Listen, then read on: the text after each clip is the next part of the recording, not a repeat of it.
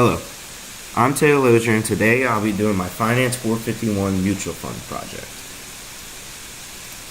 Alright, basically today I'll be telling y'all about the expense ratios of mutual funds, some of the returns on those mutual funds, how well and who manages the mutual funds, and some of the holdings. I only like looking at the holdings because I like to see what kind of stocks they're investing in. To begin with, I'm going to start with the U.S. mutual funds, and so I like the Vanguard Russell Fund, mainly because Vanguard's known for maintaining their low expense ratios, and they launched their first fund in 1975, so they have a lot of history behind the company that makes them a very strong candidate. The fund I chose, though, was the Vanguard Russell 1000. And I chose this mainly because you see that they have a low expense ratio of 0.08, not even 1% expense ratio. So they're not expensing too much. And their only turnover in their assets 15% within the year, which is very low to turnover for a mutual fund. One of the managers is Michael A. Johnson. He's been managing since 1999, and he's a very well-credited senior advisor for Vanguard. And he's showing since he's been there since 1999. He has a lot of history behind the company, and he knows what he's doing to be able to keep the high return of the Vanguard Russell 1000. Some of their top holdings would include Apple, Microsoft, Amazon, Facebook, Alphabet, and so they are kind of a diversified fund. They have in the tech sector. They only have 36.81%, which is the largest.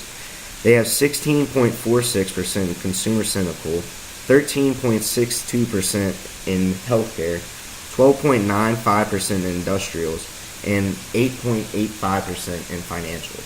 So you can see that they don't have too many of their eggs in one basket, so they're doing very good. One that I didn't like, though, because when comparing it to Russell, I just saw that the expense ratio, one thing, was a lot higher than the Russell, and their turnover was a lot higher too. So their turnover of their assets a lot, so they're trying to make it work, and they're not being able to get a nice return as the Russell. One of the managers for this fund is Thomas M. Gavin. He started in 2003, and so I would rather go with the Vanguard just simply because Michael A. Johnson seems to have a lot more experience with being able to keep this fund at such a low expense rate, but Thomas M. Gavin started in 2003, and he hasn't quite got that turnover rate to go down yet. Not a bad investment, but like I said, I would just rather invest in Vanguard. Moving on to the sector funds. I liked Wells Fargo Specialized Fund, mainly because they are rated on Morningstar as average, but the return on the fund is considered very high at 13.17%. And when comparing that to the mainstay energy income fund class, the one that I didn't like, they only had a return of 1.84%. So even though the expense ratio is different between these two, and Mainstay has a higher expense ratio, I still would rather go with Wells Fargo just simply because that return is almost 13 times higher. Only thing I can really find wrong with the Wells Fargo is their turnover rate of 109%, but that does only mean that they are changing the way they are going about buying stocks for this funds and whatnot, and they're just changing a lot within the last year.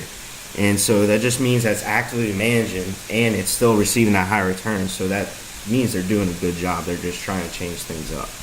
One of the managers, Walter A. Price, has been managing the fund since 2003. While only one has been replaced since 2003. The manager that was replaced in 2018 can be one of the reasons why this turnover rate is so high. They had to go in a new direction with the fund. Going over to the Mainstay, I didn't like this one because, like I said, the return was only 1.84%. And comparing that to Wells Fargo, it's just out of the ballpark. The expense ratio is at 2.32%, which is higher than the Wells Fargo, but still it's not really making that much of a difference because the return is so high.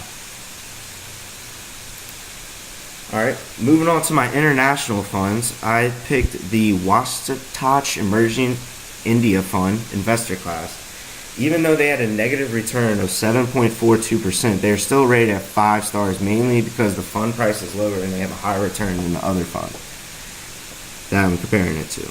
You have an expense ratio of 1.73%, which Morningstar rates as high, but again, the return makes up for the higher ratio. They only turn over 17% of their portfolio within the year.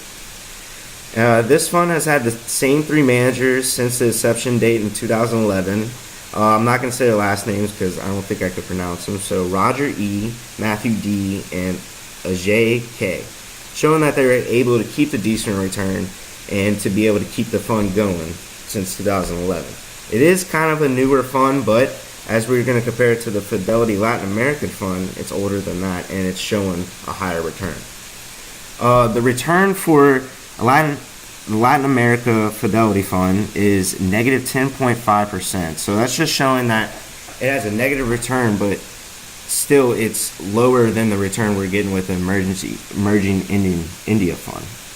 Even though they have a lower expense ratio, the turnover rate is at 1.09%, and the expense ratio is at 1.09%, and the turnover ratio is at 51%. So they're turning over a lot more of their portfolio and not receiving as high as a return for it, but they are having a lower expense ratio. They still have two active managers, which are the same two managers that are with the Emerging India Fund, and that is Matthew D. and Ajay K. And one manager has been let go, and that was Roger E. As you can see, they all had the same manager. So basically with these funds, I really couldn't find a big difference. So the only difference I could go with was that they turned over a lot less of their portfolio, and they had a negative return, but still it was a better return than the Fidelity Latin America Fund. Thank you.